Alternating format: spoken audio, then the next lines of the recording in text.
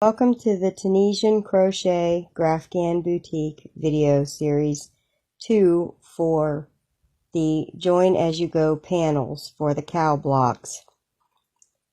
This will be an invisible join.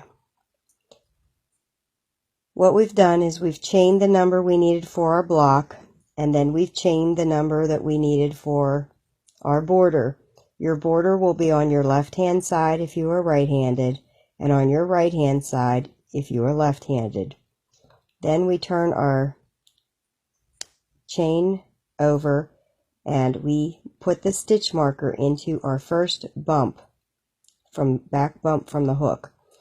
We usually skip this one, but we will be putting a stitch marker in it to hold it so that we can find it later. Then we will yarn over and then work into the second back bump from the loop. When we pull up our stitch, we will put a stitch marker